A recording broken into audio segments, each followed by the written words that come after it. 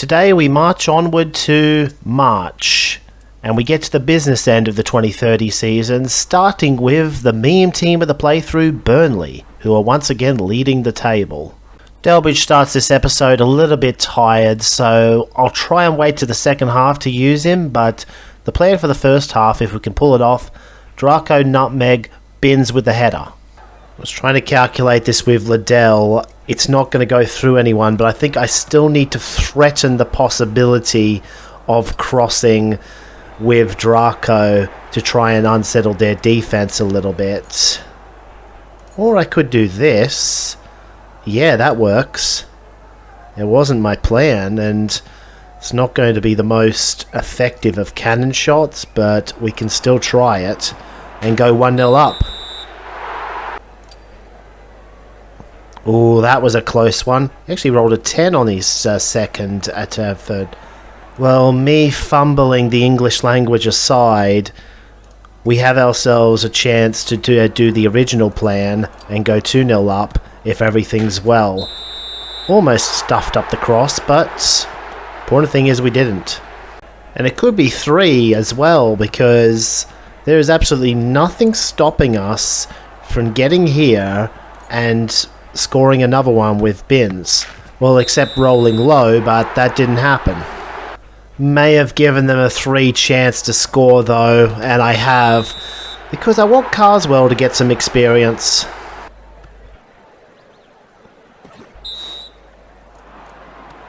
Yeah, this isn't going so well anymore. I thought this is actually probably the game, because Mayland will get this slide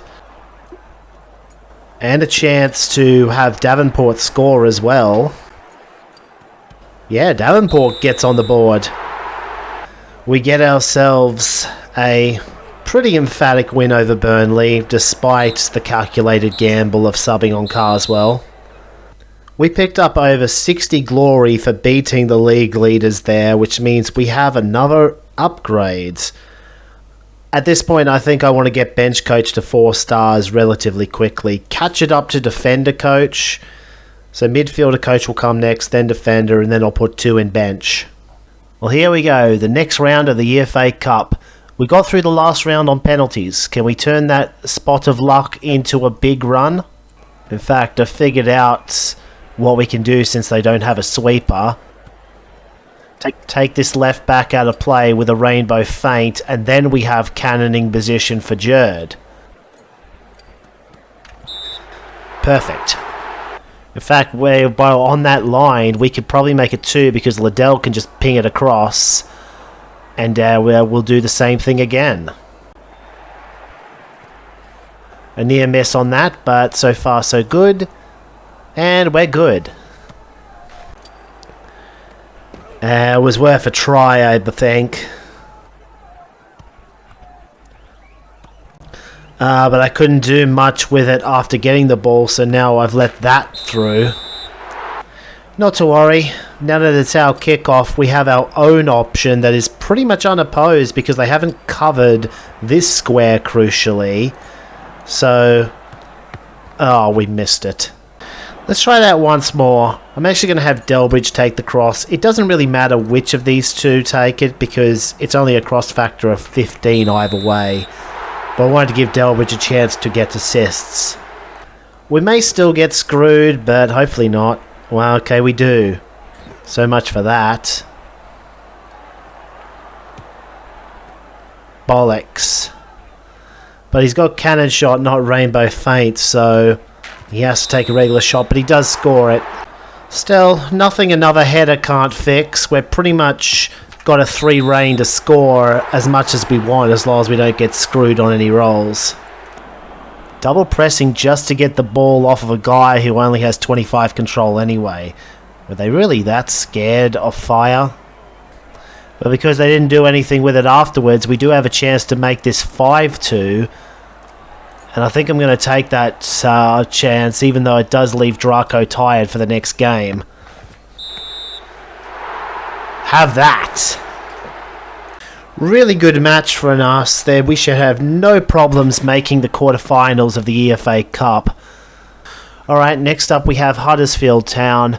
a fair few tired legs after that EFA match, but I'm going to try and live with it for now, except for Jerd. The plan is to have Davenport try and break apart this defense so that Binns can pick at it later. Now it's just a matter of how well that actually goes.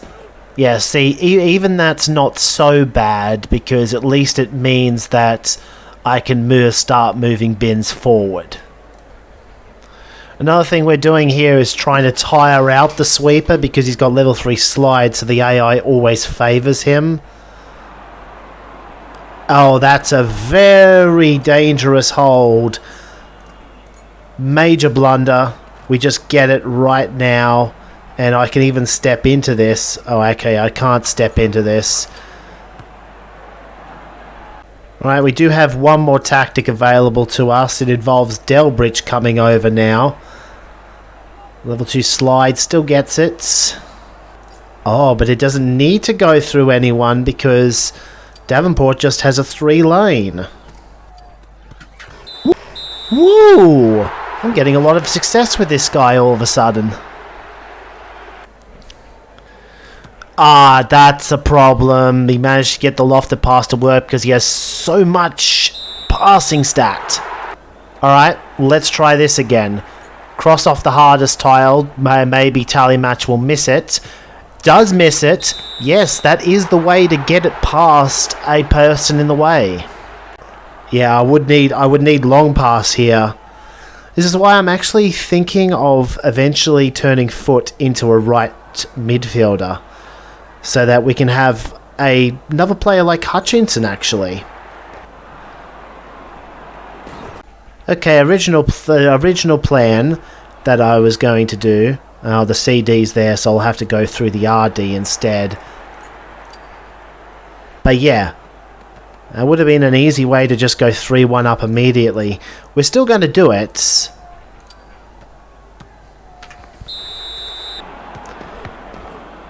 And they don't get anything. Liddell was really tired in the end. That game took a lot out of a lot of players. New specialization level for Card. This is his 6th. And he's about to get reaction, so I think it's time we take the 2nd level of skills. We're gaining a lot of fans in a hurry, so if I can build up some money to purchase a new stadium, that would help me a lot moving forward. I may even sell one of my core players just to finance that.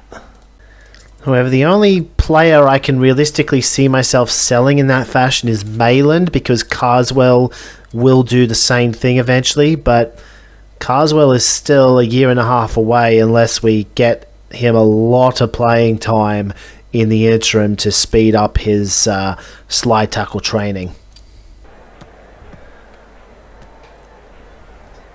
Yeah, this hasn't gone to plan at all. We're going to lose to the Rainbow Feint. That's not a sweeper though, so we have a chance to strike right back here. Unless we get one rolled on Binns.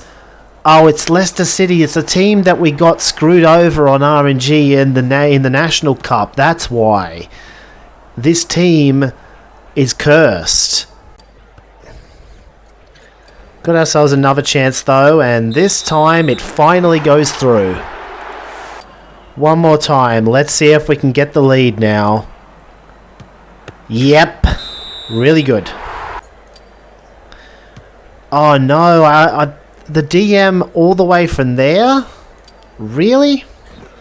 Yeah, we get it back anyway. Well, there's nothing else for it. It's 2-2. There's nothing I can do. We needed to dribble it away, but the DM was in there, was in the way. I suppose it doesn't really matter, so we'll just do a normal pass.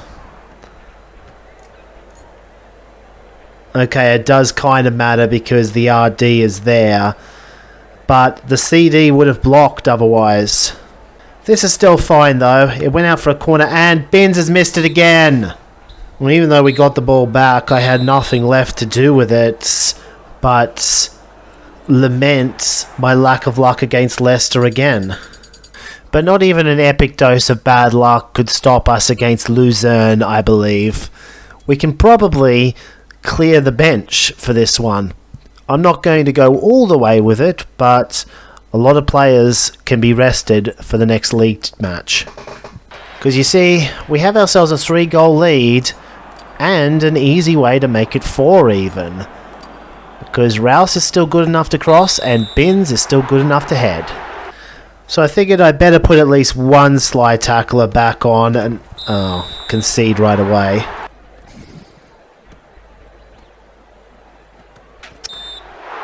Okay, so it hasn't gone quite to plan, but I knew that the most important thing was getting the result over 2 legs, not 1.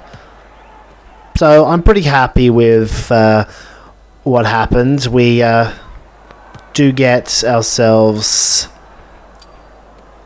Yeah, thought I'd give that a try. Bradshaw had a chance to get some more specialisation points, but alas. We move on to the quarterfinals of the FA Cup despite the loss at home. Alright, it's Newcastle United up next. Very crucial match for the league because they're 5 stars and ranked 6th. If we win, we get to leapfrog them.